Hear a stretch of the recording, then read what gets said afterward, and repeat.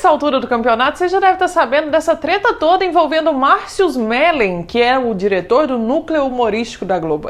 Foi. Já saiu faz um tempo. Independente de você estar sabendo ou não, hoje eu vou te dar um pouco desse contexto, mas mais do que isso a gente vai falar sobre toda essa treta envolvendo poder e sexo na cabeça dos seres humanos.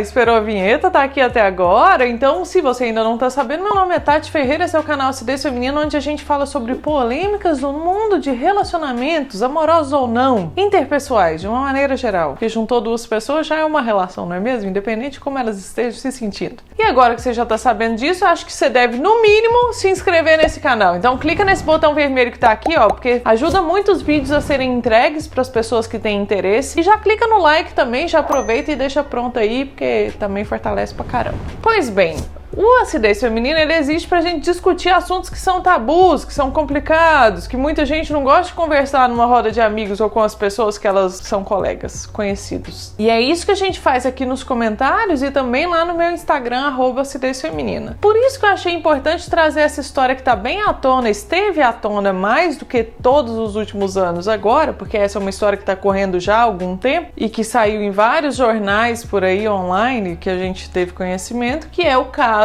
de assédio moral e assédio sexual, do qual está sendo acusado Márcio Mellen, que, como eu disse, era o diretor do núcleo humorístico da Globo. Há pouco mais de um ano, surgiu na mídia a primeira notícia de que esse cara estava sendo denunciado dentro da empresa Globo, nem era investigado pela polícia ou pela justiça ou nada parecido, sobre alguns casos de abuso moral e sexual com as suas subordinadas, ou seja, pessoas que trabalhavam para eles, mulheres que trabalhavam para ele. Ninguém confirmou e ninguém negou durante um bom tempo. Ninguém sabia quem eram as vítimas, ninguém sabia exatamente o que tinha acontecido e ninguém veio a público falar nada. Ficou tudo muito entre linhas aí, uma coluna do Léo Dias, ninguém sabia se acreditava ou não e ficou naquilo. Até que o nome de Dani Calabresa começou a surgir como a pessoa que tinha feito essa denúncia dentro da Globo. Dani nunca tinha negado e nunca tinha nem afirmado, inclusive até esse momento não negou nem afirmou nada. Mas daí, há alguns meses atrás, apareceu uma advogada para falar em nome de várias vítimas, que até esse momento já são quase uma dezena delas. E seguindo nessa linha do contexto, algumas semanas atrás, a revista Piauí fez uma matéria completa, linear, quase um relato com datas e horários de coisas que supostamente aconteceram com determinadas pessoas, ainda não citando os nomes das vítimas. Porém, nesse relato, que inclusive tinha uma carta que supostamente algumas pessoas que trabalharam com o cara fizeram para enviar para o concierge da Globo, que nada mais é esse tal de concierge do que um nome chique dentro de uma empresa grande para avaliar e ver quem tá fazendo bosta e cobrar dessas pessoas que tá fazendo bosta. Então, fizeram uma carta para mandar para esse concierge falando: ô pessoal, não tem ninguém aí dando resposta nenhuma, o que foi que aconteceu? Porque até então, o que aconteceu foi que o Márcio Mellen tinha sido desligado da Globo. Pelo menos publicamente, o que rolou foi a Globo e ele dizendo que eles chegaram à conclusão que a parceria não valeria mais a pena, mas ninguém falou sobre investigação interna, ninguém falou sobre assédio,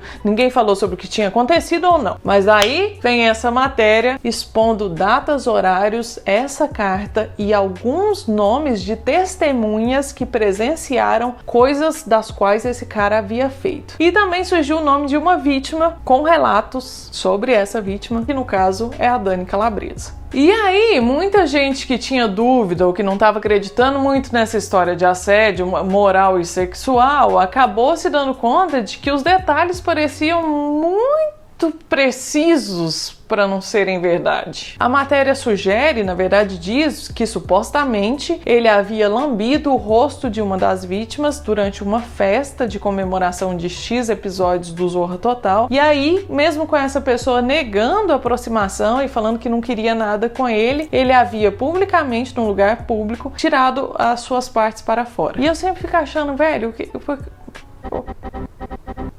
Que é isso de ficar tirando parte pra fora? Vocês estão me entendendo, né? Porque eu não posso falar aqui o nome certo da parte que vocês sabem que vai dar uma treta. Já deve estar dando uma treta. Só de estar falando de assédio, o YouTube, você não pode nem falar de assédio de um jeito pra ser discutido que já tá tesourando. Por isso que a gente tem o proibidão da Tata. Inclusive, no primeiro comentário você consegue fazer parte lá, é de grátis, 0800. É só vir fazer parte dessa galera que já são quase 150 mil pessoas. Aí, depois disso, pra tentar resumir o caso, que eu já me alonguei demais, o cara deu uma entrevista tentando explicar o lado dele, assumiu que errou em algumas partes, mas não deixou claro que partes era essa que ele errou, se era na parte de colocar a coisa pra fora ou não. Falou que tinha muita mentira envolvida. E a Dani Calabresa fez um post no Instagram agradecendo as pessoas que estavam entrando em contato com ela e dando força, mas não disse nada especificamente também. O cara, na entrevista dele, deu uma insinuada, pelo menos na minha visão. Eu fiquei com a impressão de que ele deu uma insinuada de que existia um caso ali, porque ele fala que traiu a mulher, depois ele fala que teve casos com as pessoas que ele trabalhava, depois ele fala que a intimidade dele e da Dani Calabresa só diz respeito aos dois, que ele não vai expor ela mais do que ela já tá exposta, e eu fiquei, o que você tá querendo dizer aqui, meu amigão? Será que é isso mesmo que eu tô pensando? Mas o que eu queria conversar com vocês nem é a história do assédio moral, do abuso, de todas as coisas relacionadas a isso que vocês já sabem, ou pelo menos tiveram umas pinceladas aqui com o que eu disse, porque a gente sabe que isso acontece todo santo dia, em vários ambientes, e muito provavelmente já aconteceu com alguma das mulheres que estão à sua volta. Você não precisa nem ir num círculo muito longo de convivência, não. Pensa em 5 mulheres que você mais convive. Eu tenho certeza absoluta que alguma delas já passaram por alguma coisa parecida. Mas isso tudo a gente já sabe. E disso tudo a gente já fala muito aqui, já fala muito lá no Proibidão. O que eu quero falar aqui é sobre essa sensação de poder que parece dar pros caras uma sensação de que eles têm agora a condição para fazer o que eles querem fazer da vida deles. E durante muito tempo eu fiquei achando que todas as pessoas faziam todas as coisas que fazem na vida para conseguir sexo. Eu acho que eu já até cheguei a fazer um vídeo aqui nesse canal sobre isso. Se a gente chegar a encontrar esse vídeo, ele vai estar aqui nesse card. Se não chegar não, vai estar um outro vídeo muito legal aqui nesse card pra você assistir depois que você vê esse. Porque no final das contas, eu acho que meio que é isso, né? A questão da reprodução, da sobrevivência e também um pouco dessa sensação de poder que o sexo traz. E é aí que tá a minha confusão e uma parada que eu fiquei conversando muito aqui em casa sobre, que é, será que as pessoas, e aí eu vou incluir mulheres também, homens e mulheres, será que eles, quando têm algum nível de poder, e como nesse caso, fazem coisas desse tipo, que são ilegais, que são crimes, que colocam uma outra pessoa numa situação de humilhação, de desdém, de descaso mesmo, essas pessoas, elas já têm isso internalizado nelas, e aí o poder dá algum tipo de condição e aí ela faz isso? Ou vocês acham que o simples fato de uma pessoa ter esse poder, ou ela se sentir num lugar em que ela tem esse poder, já faz com que ela desperte isso dentro dela. Mesmo que antes, quando ela não tinha esse tipo de poder, ou esse tipo de sensação de eu estou por cima da carne seca, ela não tivesse esse tipo de comportamento, nem isso passasse pela cabeça dela. Ou seja, basicamente o que eu fiquei pensando é, o poder, ele aflora esse tipo de mau caratismo nas pessoas, ou as pessoas já são mau caráter e o poder meio que dá condições para elas fazerem isso, porque tem a sensação e muitas vezes tem exatamente a realidade de que essa pessoa vai sair impune. Todo esse caso já tô rolando faz mais de anos e tava rolando há anos e anos dentro da Globo e nada tinha sido feito. Inclusive esse acordo de demissão do Márcio Smelling só foi feito porque a história veio à tona, porque essa advogada veio falar sobre o assunto, porque os detalhes foram saindo na mídia. Ou seja, esse cara estaria saindo impune